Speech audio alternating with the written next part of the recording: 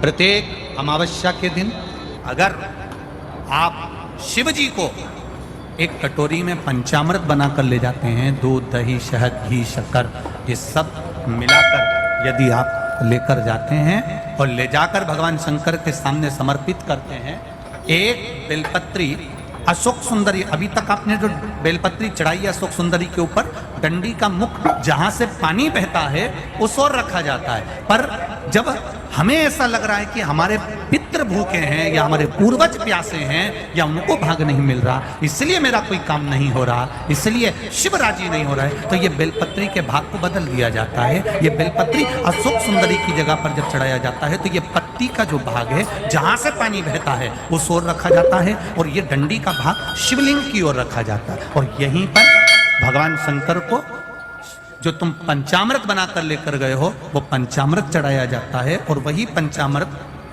थोड़ा सा शिवलिंग पर चढ़ा दिया जाता है। उसके बाद में पितृ पूर्वज जल की आस नहीं रखते, न भोजन की आस रखते हैं, क्योंकि शंकर उनको तृप्त कर देते हैं, शिव उनको पूर्ण कर देते हैं। पितृदोष होता है, काल सर्प दोष होता है, वास्तु दोष होता है, उनको ज्यादा कुछ नहीं करना होना। महाराज एक बेल का फल लीजिए।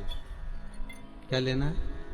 बेल का फल, बेलपत्री का जो फल होता है उसको ले लो, उसके अंदर का जो गुर्दा होता है, अंदर का जो भाग होता है उसको निकाल लीजिए और उस बेल के फल में आटा सेक कर उसमें शक्कर मिलाकर उसको उसके अंदर भर लीजिए। अमावस्या के दिन सुबह 10 बजे से पहले उस बेल फल में जिसमें तुमने पंजेरी भरी है, आटा सेक कर भरा है शक्कर के साथ में, उसको अपने घर में घुमाने के बाद में जिसको काल सर्प दोष बताया है, पितृदोष बताया है या वास्तु दोष का स्मरण बताया है, घर में सब दूर घुमाकर अपने परिवार का हाथ का स्पर्श कराकर पीपल के पेड़ के नीचे तक खड्डा खोदकर उस बेलपत्र के उस फल को दाब दीजिए, उस फल को उसमें दबा दीजिए। महाराज केवल एक अमावस्या करना रहता है, पितरों के दोष से मुक्ति मिलती है और हमारे घर के कार्य सफल होना प्रारंभ हो जाते हैं। कार्य की सफलता होती है, कार्य में सफलता प्राप्त होने लगती है। हम तो कई बार कहते हैं महाराज जी, अगर ऐसा लगे किसी औषधि को आप ले रहे हैं, मालूम पड़े कि औषधि आपको लग नहीं रही है, शिव महापुराण की कथा कर रही है, मान लो औषधि आपको नहीं लग रही, आपने औषधि बहुत दिनों से ले रहे हो, कोई दवाई, मान लो आप किसी भी दवाई को ग्रहण कर रहे हैं और वो औषधि लगी नहीं रही है, वो शरीर को लगी नहीं पा रही और आप ठीक ही नहीं हो पा रहे, 15 दिन हो गए, 8 दिन हो गए, बताओ, उतना की उतना ही कैटरीना है, उतना ही उतना अपना भरा हुआ, वही की वही लीवर, वही की वही किडनी, वही की वही स्मरण, सभी कुछ वही वही है, उतने की उतना ही।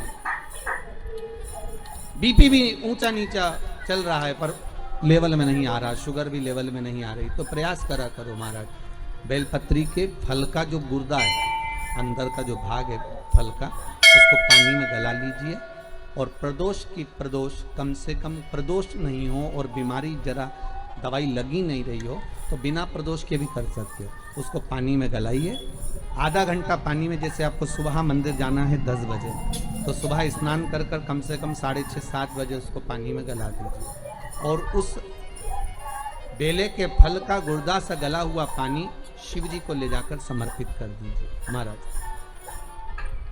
उस पानी में से थोड़ा सा 1 चम्मच पानी शिव जी पे चढ़ा हुआ लेकर आ जाइए। उस पानी को जो बीमार व्यक्ति है उसको औषधि देने से पहले मात्र आधी चम्मच से भी आधा चम्मच उसको दे दीजिए। भगवान शंकर का श्री शिवाय नमस्तुभ्यम का जाप कर कर उस पानी को देने के बाद अगर आप औषधि देंगे तो ये पक्का है कि औषधि अपना कार्य करना प्रारंभ कर देगी और वो स्वस्थ होना प्रारंभ हो जाएगा, वो स्वस्थ हो।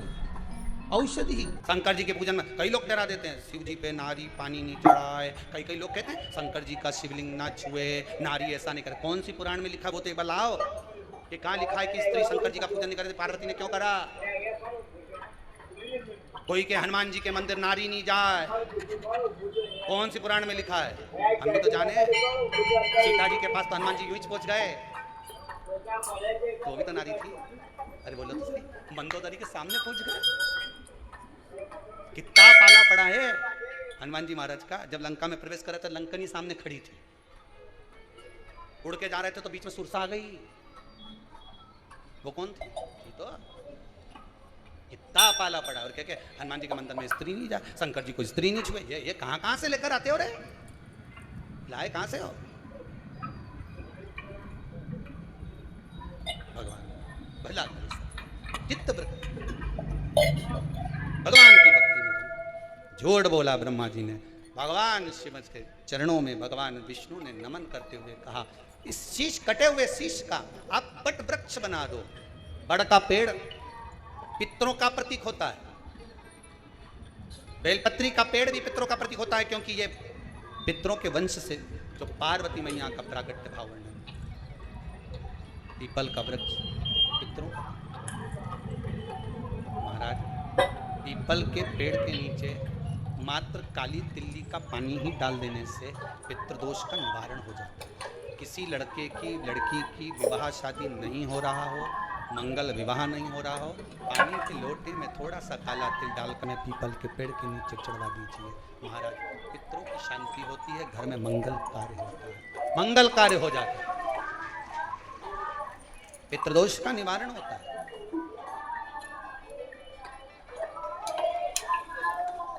बहुत रोग घिर गया, ऐसा लग रहा है कि बहुत बड़ी बीमारी शरीर में आ गई है, वो मिट नहीं रही, बीमारी बहुत बड़ी है, नहीं जा रही। सरसों का फूल भगवान शंकर को चढ़ाना पड़ेगा। सरसों तो आप अपने घर के अंदर भी बो सकते हो, उसमें पीला फूल ही जाता है। शिव जी को चढ़ाना चालू कर तो बीमारी समाप्त होना पड़ा। शिव को समर्पित किया गया एक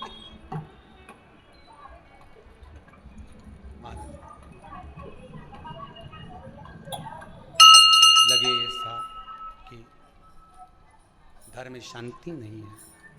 सुख लक्ष्मी तो है, परिवार भी छोटा है, पर शांति नहीं। जब देखो जब किसी ना किसी का मुंह चलता रहे, क्रोध में बोलते रहे, शब्दों के तीर चलते रहे, शांति नहीं है। प्रयास करिए, जिस समय पर ब्राह्मण को भोजन करने के लिए बिठाएं या श्राद्ध पक्ष के अंतर्गत ब्राह्मण जब घर में भोजन ग्रहण कर रहा हो, उस समय पर थोड़ा सा कोई सुगंधित पदार्थ, इत्र आदि, पानी के मटके के पास, परिंदे के पास में, जलाशय के पास में उस इत्र को थोड़ा सा कोई रुई में रखकर छोड़ दीजिए। घर में कभी क्लेश नहीं हो सकता, शांत पितृ पक्ष में किया जाए, पितृ पक्ष। और एक बात और अच्छे से ध्यान रखिएगा, आप ब्राह्मण को भोजन कराएं ना कराएं, आपने धूप छोड़ी ना छोड़ी वो पता नहीं, गाय को रोटी दी ना दी, स्वान को भोजन दिया ना दिया, कौवे को भोजन दिया ना दिया, चलेगा। पर जिस दिन अमावस्या के दिन, उस दिन प्रदोष काल में, प्रदोष के समय पर, प्रदोष काल में शाम के समय पर जाकर किसी भी नदी, तालाब, बावड़ी, कुआं, कहीं ना कहीं जो आपके पास में हो, वहां पर एक घी का दिया, बत्ती का मुंह दक्षिण की ओर कर कर अवश्य जला कर जाना। सारे पितृदोष समाप्त हो जाएगा, सारा पितृदोष समाप्त। अमावस्या के दिन किसी भी जलाशय के पास में, नदी, तालाब, बावड़ी, कुआं, जो आपके शहर में, आपके गांव में, आपके नगर में हो, वहां जाकर लगा। अगर नदी, तालाब, बावड़ी, कुआं नहीं है तो पीपल का वृक्ष हो या बेलपत्री का वृक्ष हो या बट का वृक्ष हो, उसके नीचे लगा दो प्रदोष काल में। पर अमावस्या के दिन लगाएं जरूर। अमावस्या के दिन पितृ शाम के समय प्रदोष काल में शंकर भगवान का नाम जाप कर कर नदी, तालाब, बावड़ी पर पानी पीने जाते हैं। वहां से जल का आचमन कर कर पितृ अपने लोक को चले जाते हैं प्रदोष काल के समय पर। इसलिए प्रदोष काल में जलाशय के पास में, बावड़ी, कुआं, नदी, तालाब के किनारे पर दिया लगाया जाता है दक्षिण की ओर मुख कर कर बत्ती का। तो पितृ आशीर्वाद देते हुए जाते हैं कि फलो फूलो, आगे बढ़ो, उन्नति करो, तरक्की करो। ये पितरों का आशीर्वाद रहता है, पितरों का वर रहता है। आप देंगे उसको मिल, कुछ करा ना करा। फिर अमावस्या के दिन, उस दिन दिया दक्षिण की ओर बाती का मुख कर कर। महाराज सती मैया ने एक झूठ बोला था, शिव भगवान दूर हो गए थे। असत्य से शिव दूर है, सत्य है तो शंकर पास में। सती मैया को जलकर भस्म होना पड़ा। वही सती मैया हिमालय राज के यहाँ मैनावती के गर्भ से पार्वती, मैना, धन्या, कला, ये पितरों की 3 बेटी। पितृलोक छोड़कर इनको मृत्यु लोक आना, पितृलोक को छोड़कर मृत्यु लोक में आना पड़ा। आंखों में जल, नैना धन्या कला तीनों पितृलोक से जब चली ना तो बड़ा दुख हुआ इनको, क्योंकि पितृलोक जैसा कोई लोक नहीं है। जिस पितृलोक में स्वयं भगवान विष्णु, जिस पितृलोक में स्वयं भगवान नारायण अपने पितरों के पास में बैठकर भगवान की कथा सुनते हैं, ऐसे पितृलोक से कौन जाना चाहे? कौन जाना चाहे?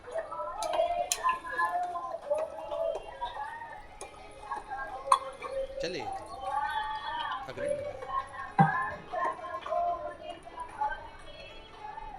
मीनावती के गर्भ से माता पार्वती का प्रकट, बाल्यावस्था माता पार्वती की, और उस बाल्यावस्था में माता पार्वती ने जो शंकर भगवान का अनुमोदन कराए, शंकर भगवान का स्तवन कराए, शंकर भगवान की भक्ति को धारण कराए, वो जीवन का सुख देना।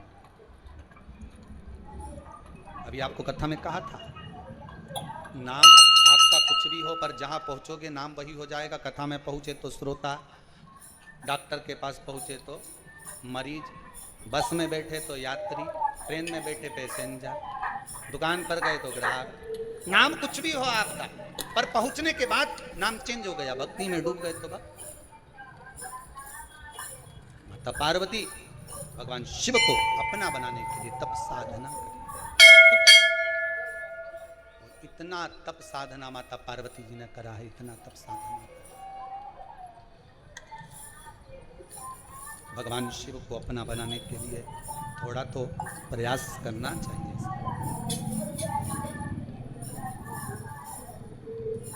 जितना आप प्रयास करोगे भगवान मिलेगा। फिर वही वाली बात आ गई, खील को ठोके जाओ, कहीं तो जगह मिलेगी जहाँ खील ठुक जाएगी। प्रयास करे जाओ, कभी तो भगवान मिलेगा, कभी तो प्राप्त होगा। दिल से पुकार। दिखावा भगवान को प्रिय नहीं है। ब्राह्मण को भोजन करा रहे हो तो दिखावा कर कर ना जिमाइए, दिखावे से बहुत दूर हो जाइए। भगवान को प्रिय नहीं है दिखावा। कभी तुमने भगवान शंकर के मंदिर में कोई दिखावा देखा है क्या? शिव जी के मंदिर में, सारे देवताओं के मंदिर में जाकर आखिरी में शंकर जी के मंदिर जाना, आराम से बैठे, जब तुम्हारे को फुर्सत मिल जाए लोटा भर के लिया ना, चढ़ा देना, चले जाना।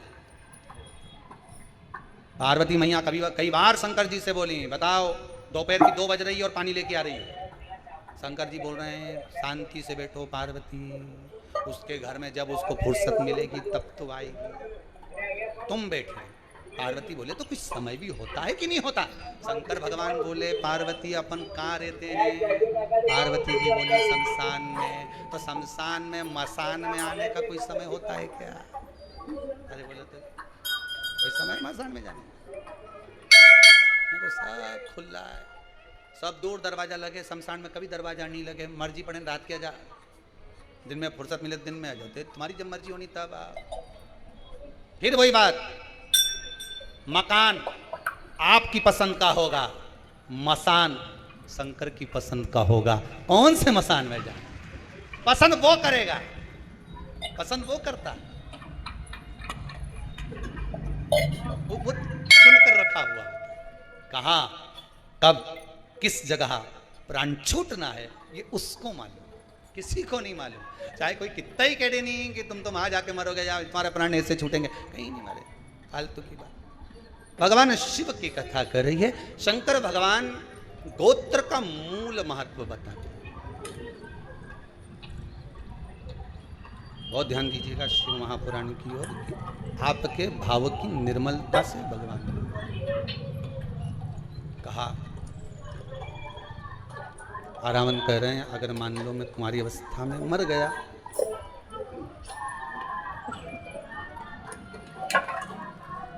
और कुंवारी अवस्था में चला गया मान लो, शिव कथा कहती है, तो फिर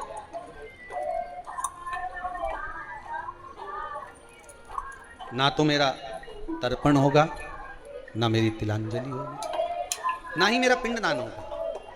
फिर मोक्ष कैसे मिलेगा? मोक्ष मिलने का भी तो कोई भाव हो। कहा।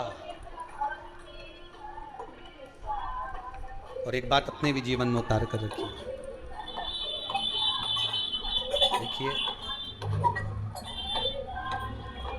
कुंवारी अवस्था में मरने वाले जीव जो गर्भस्थ मर जाएं या कुंवारी अवस्था में चले जाएं, आप कितना भी इनके लिए दान दे लो, कितना भी आप पिंडदान कर दो, कितना भी इनके लिए आप ब्राह्मण भोज करा दो, इनका कल्याण जब तक नहीं है जब तक घर का कोई एक व्यक्ति, दो व्यक्ति जो भी है घर में, वो शिव महापुराण की कथा ना सुने। और एक बात बहुत ध्यान दीजिएगा, बाबा ने तो कृपा करी है,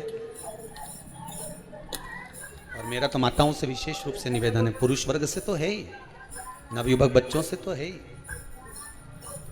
गर्भस्थ दुनिया के लोग तो यहाँ 7 पीढ़ी की बात करते हैं कि 7 पीढ़ी में अगर कोई कुंवारी अवस्था में गया होगा तो उसको मोक्ष मिल जाएगा। यहाँ शिव महापुराण की कथा और उज्जैनी सांदीपनी ऋषि बाबा की वो पावन धरा पावंतिका उज्जैनी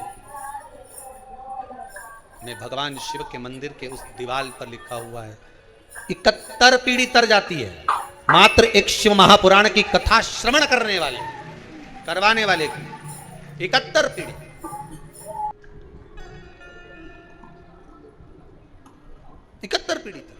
अब 71 पीढ़ी में ना जाने कितने कुंवारी अवस्था में गए होंगे, कोई जरूर इसका याद, कौन एक्सीडेंट में, कौन अधोगति में चला गया होगा, किसको।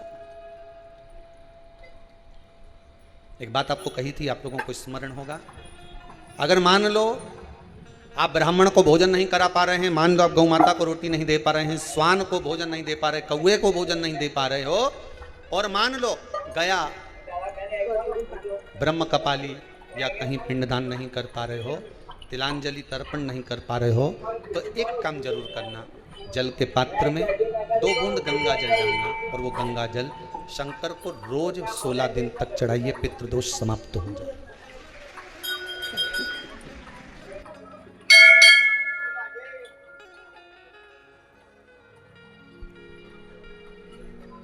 पितृदोष समाप्त हो जाए।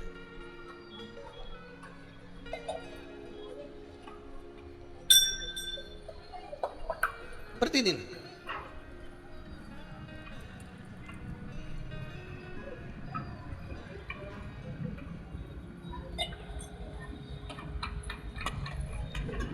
सोलह दिन तक प्रतिदिन।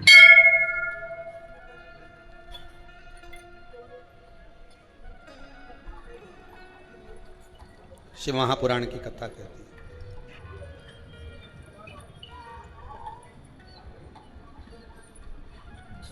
अर्धनारीश्वर भगवान का दर्शन कर कर जो ब्रह्म उत्पन्न हुआ,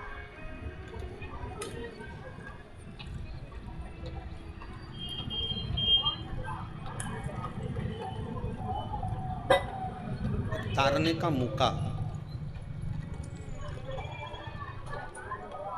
अपने पूर्वजों को पार लगाने का मौका ये शिव महापुराण के माध्यम से मिला।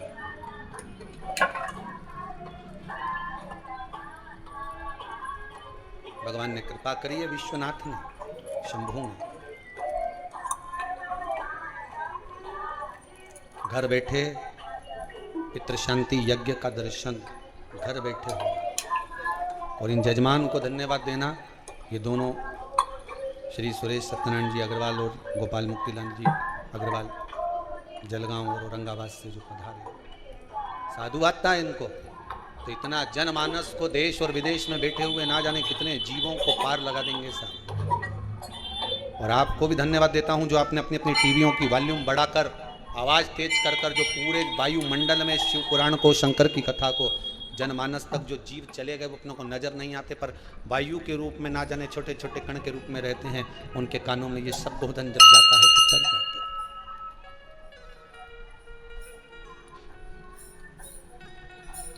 उतर जाते हैं। अब शिव महापुराण की कथा में जैसे धुंधकारी के मोक्ष के लिए गौकर्ण ने बहुत कुछ करा, उसी तरह देवराज के मोक्ष के लिए भी प्रयास करा गया और बिंदु की मुक्ति के लिए भी प्रयास करा। चंचुला देवी काशी में जाकर निवेदन करती है देवाधिदेव महादेव से कि प्रभु मेरा पति प्रेत योनि में पड़ा, पितृदोष है, ये आपको कैसे मालूम पड़ेगा?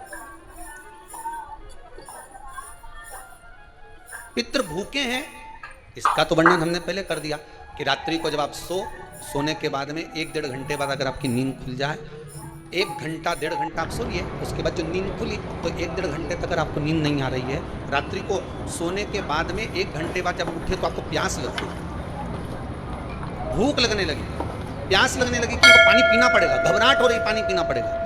1-1.5 घंटे सोने के बाद अचानक नींद खुले और आपको प्यास लगे, समझ लेना आपके पितृ भूखे हैं और प्यास है।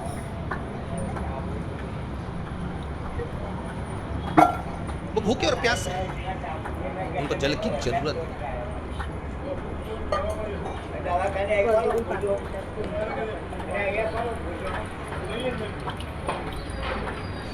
किसी भी नदी में, सरोवर में, कुंड में, बावड़ी में, तालाब में, आप तीर्थ में जाकर जब स्नान करते हैं तो स्नान करने के बाद एक काम का नियम बना लो कि अपने हाथ की अंजलि में जल लेकर अपने पूर्वजों को देना।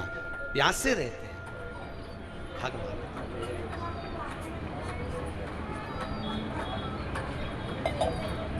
पद प्राप्त कर। 3 वृक्ष पितरों के तुल्य हैं। नैमिषारण्य की कथा में भी कहा था 3 वृक्ष पितरों के तुल्य हैं। पहला पीपल, दूसरा वट वृक्ष, तीसरा बेलपत्र। ये पितरों के तुल्य हैं। अगर आपको रात्रि में नींद नहीं आ रही है, ऐसा लगता है कि रात्रि को 1 घंटा 1.5 घंटा सोने के बाद कुछ गलत गलत विचार आने लगते हैं, नींद सुबह 3 बजे तक 4 बजे तक नहीं आती, 4 बजे के बाद फिर नींद आती है, तो एक प्रैक्टिकल जरूर कर देखना। प्रैक्टिकल करने में क्या जाता है, प्रयास करने में क्या कुछ जाता है क्या? प्रैक्टिकल कर देखना कि कहीं सीओर वाला महाराज झूठ तो नहीं बोल रहा। प्रैक्टिकल करने में कुछ नहीं। 1 लोटा पानी लो, उसमें थोड़ा सा कच्चा दूध डाल लीजिए, श्राद्ध पक्ष चल रहा है, बेलपत्री का पेड़ या पीपल का पेड़ या बट का पेड़, इन पेड़ के नीचे ले जाकर उस दूध को दोपहर में सुबह 10 बजे से लेकर 12 बजे के बीच में ले जाकर चढ़ा दीजिए। रात्रि को फिर ना आपको प्यास लगेगी, ना भूख लगेगी, नींद एक बार लगी तो सुबह ही खुलेगी। प्रैक्टिकल करने में क्या जाता है? पानी डालने में तुम्हारा कुछ आएगा? अरे बोलो तो सही, हमें तो 10 रुपया का दूध जरूर से, तो तुम इतनी चतुर हो, इतना सारा दूध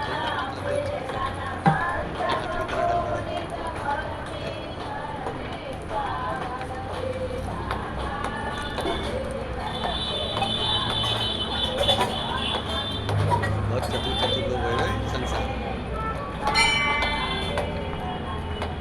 भले पूजन पाठ नहीं करे, पर कहीं एकदम मिलने आ जाए ना, क्या अम्मा जी क्या पाठ कर रही है, तो तुम तुरंत अभी सोई थी।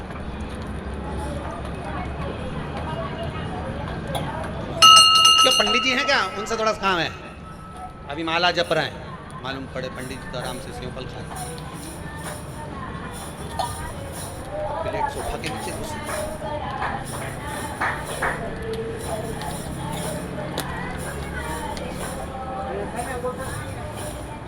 प्रैक्टिकल करने में क्या रहता है? कुछ भी नहीं देखते, ये तो बस जल डालोगे तो तुम्हारा कुछ अच्छा हो सकता है बाबा के लिए।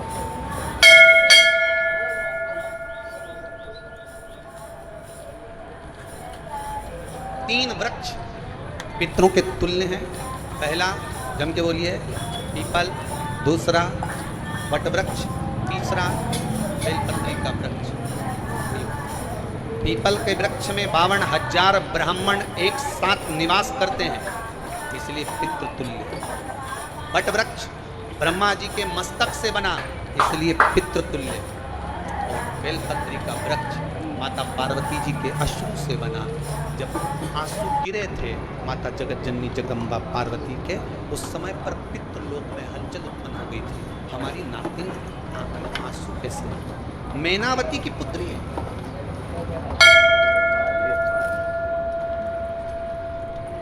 पितरों की नातिन, इसकी अश्रु कैसे गिर गए? पार्वती जी ने कहा ये आंसू नहीं, मेरा पुण्य भाग प्रकट करती हूँ बेलपत्री के रूप में। तो पितरों ने वर दिया था कि ये बेलपत्री का वृक्ष हमारा आशीर्वाद है, इसके नीचे अगर कोई दीप लगाता है, शिव को स्पर्श कर चढ़ाता है, उसके पितरों की शांति होगी। हम स्वयं उसको आशीर्वाद देने के लिए बेलपत्र का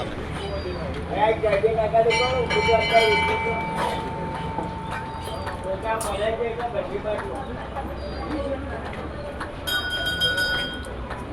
रात्रि को अगर भूख लग रही है, प्यास लग रही है, तो पितृदोष। दूसरा पितृदोष का लक्षण बताया, घर में कोई शुभ कार्य ना हो, वंश की वृद्धि ना हो, 1 रुपये कमाओ, 1.25 रुपये खर्च हो रहे हैं, पैसा 10 जगह से कमाई आ रही है पर घर में टिक नहीं पा रहा, आया गया, पितृदोष। जरा सी कटोरी पड़ी है, उसके पीछे विवाद चालू हो जाए, पानी ढुल गया, उसके पीछे विवाद हो जाए, या छोटी छोटी बात में घर में क्लेश मचा हुआ है, पितृदोष। समझ लो हमारे श्री शिवाय नमस्तुभ्यम। हर हर महादेव। पूज्य गुरु जी ने इस वीडियो में अमावस्या के विशेष उपाय बताए हैं। वीडियो को अच्छे से देखकर समझकर इन उपायों को आपको अवश्य करने हैं। वीडियो अच्छी लगे तो like, share and subscribe, comment में श्री शिवाय नमस्तुभ्यम हर हर महादेव अवश्य लिख देना। जाते जाते चैनल को सब्सक्राइब अवश्य कर देना। जय श्री राम। हर हर महादेव। जय श्री महाकाल।